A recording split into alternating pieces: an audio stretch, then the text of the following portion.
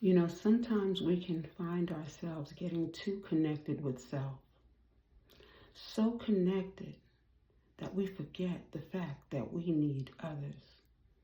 You are connected to someone else, and you need them just like they need you. But in some cases, we find ourselves so engrossed with life that we forget that. We forget because we find that we need to stay at work and make that money. We're making the money, but we're disconnecting ourselves from others. It's like being connected to that phone. We're so connected to the phone that we don't realize that there are other things that are more important, like putting your children to bed at night, like making that necessary connection with that child, like knowing who they are, what their gifts are. Some people don't even realize that their children have a talent because they're so focused on making that money. Later on in years, when it's time for you to retire and the children are too busy, what happens then? My youngest brother used to be, oh my goodness, he used to love his big brothers so much that he used to run behind them. And it was so cute. You could see the love. And one time he said, he went to the basement door and he was looking for my older brother. And my older brother had to leave because he was asked to leave the home.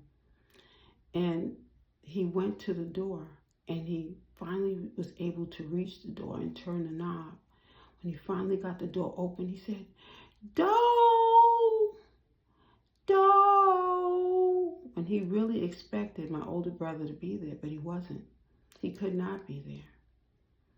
You see, there are going to be complications in families when there is a lack of communication.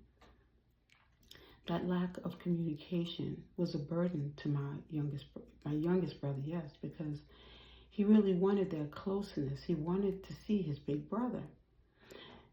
My other brother, the one who was closest to him, would always be in New York.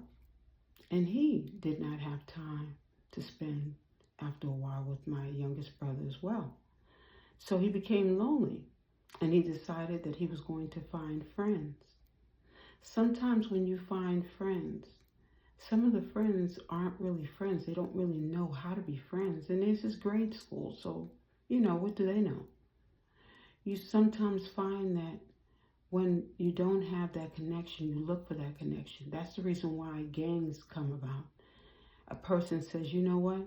This is a person who chose me. And that person is around you because they want you to either be a part of that gang or they want you to maybe sell something that you shouldn't be selling.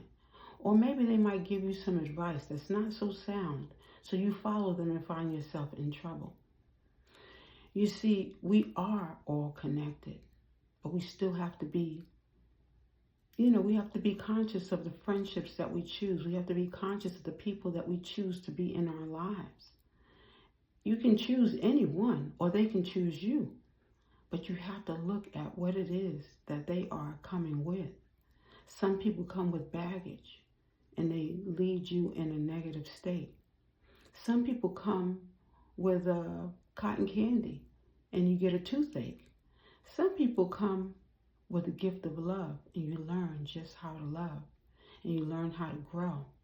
You have to look at who that person is in your life, that you might find growth, that you might find love, that you might find even someone who has more wisdom than you. That's what mentorship is about too. When you can find a good mentor, someone who knows more about your interest than you know, and they can teach you something. Someone you can learn from. It's important that we learn that everyone is not always good for us, but the individuals that are good for us, we want to invest in them, and we want to grow with them, and we want to learn from them. Because even though they have something that you can learn from, I'm sure there's something that you can learn from them as well as they can learn from you. Hope I said that right.